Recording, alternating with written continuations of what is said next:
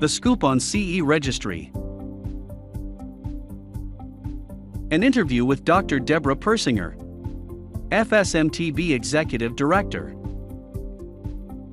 How did the concept of CE Registry come about? Deb, it's been 2 years since the beginning of CE Registry.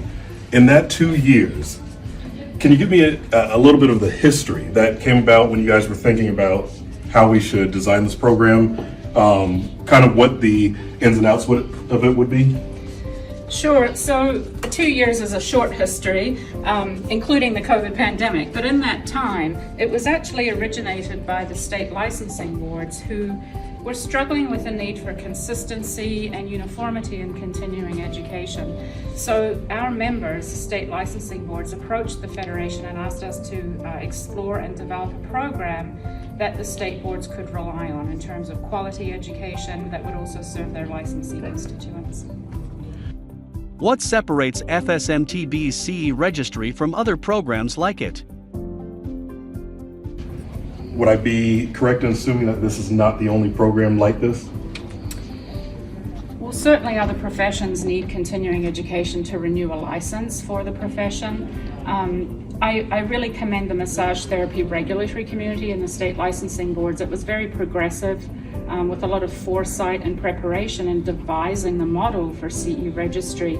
To some extent, they balanced on the edge of education delivery, innovation, and regulation. And so it's very positive, focused. The framework is not at all punitive, and the licensed massage therapists or regulated therapists are very heavily involved in the regulatory process. So they're very much empowered. That would, I think, set our registry program apart from other professions. Okay. How simple is it to register for CE Registry? Deb, everything you just said makes perfect sense. I want to shift gears here and ask about registering with CE Registry. Mm-hmm. How simple is it? The actual registration process is very simple. We've really relied on technology and automation to make it easier on the provider. Of course, you have to deliver the course and meet certain standards, and they're also very simplified standards, not burdensome at all. How soon can you start teaching after registration? Now that differs from what other organizations do. Can you kind of expand on that? Sure. So again, after the registration process, technically a provider could have their course advertised on the website that the Federation sponsors for CE Registry providers and literally begin teaching within 24 hours.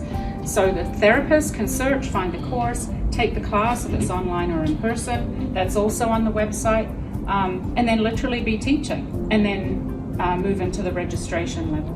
So again, the consumer, the public protection piece comes from the licensed therapist. In the instance of continuing education, the therapists are the consuming public. And so this is all about protecting them. Okay. Can people trust CE Registry?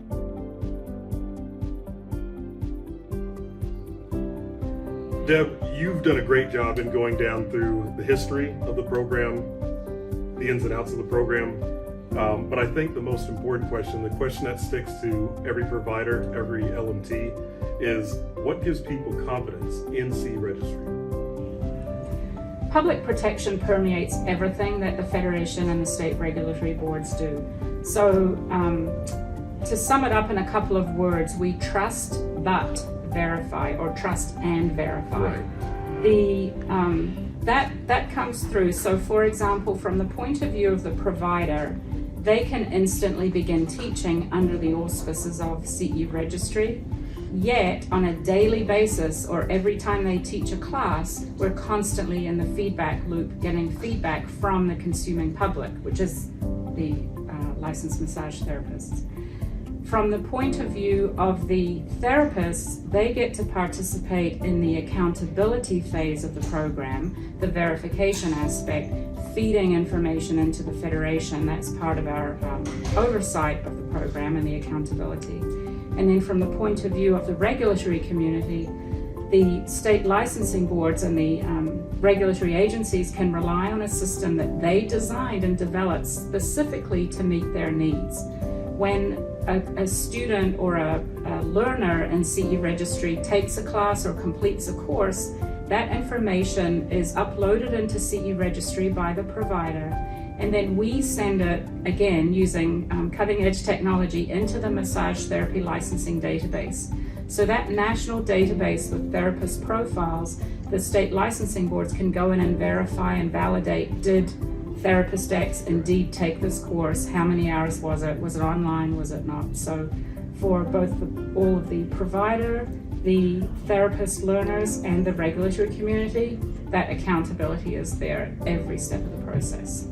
No, I mean, that absolutely gives massive power and confidence to this program. So, Deb, I really want to thank you for taking the time to kind of walk us through, like I said, the history, the meaning behind the program, and what gives it strength. So I appreciate your time, and thank you. My pleasure. Thank you, Justin.